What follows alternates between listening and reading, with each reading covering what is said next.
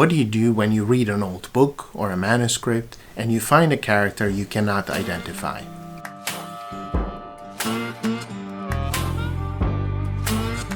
As you may have noticed, most of the dictionaries are arranged by standard characters. So you would look up the variants based on a standard form. And so to look up something, you would need to know what that character is. And so that works just the wrong way around, because if you don't know what the character is, how can you look it up? So focusing in particular on medieval manuscripts, here I'm going to introduce two sources you can use to look up variant characters you find in manuscripts. Number one is the online 异体字字典, the Dictionary of Variant Character Forms, produced and hosted by the Taiwanese Ministry of Education. So this is what the interface looks like, and so we would have to go to this 检索功能, basically search. So let's say you're looking at this manuscript, and because you're not really familiar with these handwritten forms, you come across some characters you simply cannot identify.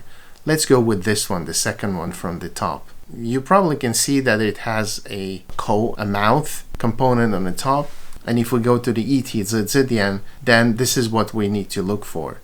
That mouth consists of 3 strokes, and we select that, and we get all these so-called radicals composed of 3 strokes, and we choose the one we need, and that would be the first one here.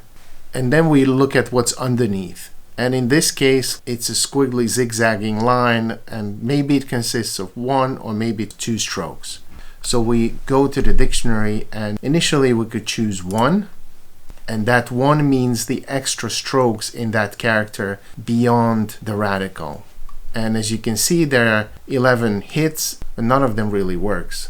And if we did not find our character among those 11 ones, then we go back to this number chart and we choose 2. Maybe the zigzagging thing at the bottom consists of 2 strokes. And as you can see, there are altogether 86 hits, and they're displayed by sets of 40. So I usually change that to 80, just so I'm able to look at a larger number together. And then I have to look through these and see whether something similar to the character I'm looking for appears there. And to be honest, I don't see anything similar. We go to the remaining few characters, and it's not there either. And so we go back again to the numbers, and we choose 3, saying that maybe it consists of 3 strokes. And let's look. And behold, we find our character. This is something very similar. We click on it, and we find that it's a variant for the character 族. And if we look at the context, it becomes obvious that this character indeed works here, because it's part of the word 具足, complete or full of.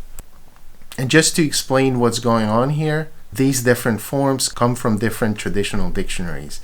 The dictionaries are all displayed here on the right hand side in scanned form. Unfortunately, they're too small, so sometimes you cannot really see them well, or even if you can, you cannot just cut and paste them because the graphics are of low quality. But basically you have all the traditional dictionaries that have variants for this character listed here. So it's an extremely useful source. And if you click on any particular character, then you would see where it appears. So this one appears in the Dunhuang 数字谱, which is a dictionary compiled by Pan Zhonggui, and then this 宋元以来数字谱 and the 中华字海. Originally, this online source was limited to traditional dictionaries, and I think it was better that way, because all 3 of these are 20th century sources, and I wish there was a way we could separate them out or not include them in a search. That would just be much better. If you click on this other form, then you will see that this form occurs in more traditional dictionaries, so in the Li Bian, in the Lei Pian, and the Chongding Zhi Yin Pian. All these are pre-modern dictionaries. And if we look at another form, then we can see that it's in the 金氏文字编译. I'm not sure when this dictionary was compiled though. Okay, so let's look at another example.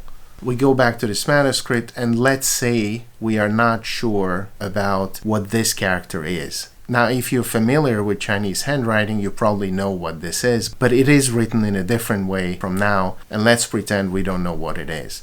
We can see that on the top we have the component xi, west, and at the bottom we have xin, heart. So if we try to find it, we probably have to go with the heart component. So let's go back to the dictionary. We go to the 部首查询, so look up according to radicals. And there we look for the heart radical, which has 4 strokes. So click on that, and then it's the first hit. We go there, we get the numbers, and the C component at the top has 6 strokes. So let's choose that. And then we look at the hits. And so we're basically looking for a C on the top and the Xin, heart, at the bottom. And I don't see it here, but we have many more hits this time. So here we start having character forms with the Xin at the bottom rather than on the left side. And I think it looks like this form here. And if we click on it, then indeed we find this form, which is essentially a variant of the character bad, or wu, to hate. And that form again comes from this 金氏文字变异, which basically contains character forms from epigraphic sources, from the Han through the Tang dynasties. And it's actually also very interesting to see that there is a large number of variants for this character, including really unusual forms, such as this one, which graphically doesn't look quite similar, but you can see that actually it consists of a bu and a shan. So bu shan means not good. And basically it glosses the meaning of the character graphically. If we click on that, then interestingly it doesn't actually give us a source. In most cases we do get the source. So for example, I don't know, let's click on this, and it comes from this dictionary, the 汉简文字类编. So that's it. This is how you look up characters here. You can also search by stroke number, and if you have a guess what that character might be, then you can search by standard character. For example, in this particular manuscript, if you look at this character form and you think that based on the context, which is ku, this probably is now, ku now, then you can look up the character now directly to see if it really is that form. So let's do that. We search for it. We click on the character form. And indeed, we have quite a number of forms that are very similar, like the first one.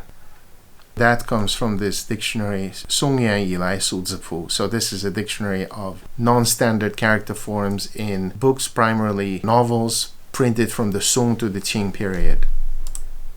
Okay, so the other source is this dictionary by Professor Huang Zheng. It's called the Dunhuang 数字典, and it is a dictionary of variant characters within the Dunhuang manuscripts. So let's say we're looking at a Dunhuang manuscript with the press mark S44. And if we look at a picture of the manuscript, you might find some forms that are not strictly standard. So for example, here we might have several non-standard forms. So here the first one, and it does resemble the character yu, which is the preposition. And then we can go to the dictionary and find that particular character. So we can go by the standard character. It is arranged by pinyin, so we go towards the end and find this yu, and here it is. And we can see that these forms are actually quite similar to the one we saw in the manuscript, so right here. So that confirms our suspicion what that non-standard form might be. But we can also look by stroke number. For example, say in this case, so this one, so that would be 1, 2, 3, 4, 5, 6, 7 strokes. And we can go to the 7 strokes and look for the character there. It's a bit inconvenient that you have to look through so many pages, but it's still better than not knowing what the character is. And I think here we found something very similar. So one of these, and as you can see, they all have the same number, 392. And that means that they all are the same character. Maybe this is the most similar one. So we go to page 393, and there indeed we find these forms under the character suo. So if we go back to the image of the manuscript, we can see that this form is a variant of the character 所. So you would have 与一切处无所依止. So that works very well in the context. So this is how you find character forms within this dictionary. Compared to the 一体字典, this dictionary is actually a little bit different because it only focuses on Dunhuang manuscripts and it focuses on actual manuscripts. So it is different than collecting data from old dictionaries, which is basically a lexicographic collection. In this case, these forms come from real manuscripts. The problem is that this dictionary is based on only about 200 manuscripts, and so it's quite limited in scope, but nevertheless very, very useful. Another point I would like to make here is that the best way of learning these variant forms is by being exposed to them. So you should flip through this dictionary if you can and kind of familiarize yourself with unusual forms and also work with the manuscripts. Try to read the manuscripts as they are rather than in transcription. And with time, that's going to make a real difference in your ability to recognize these forms. Okay, let me know what you think in the comments section below. Hope this was useful. Thank you for watching and see you next time.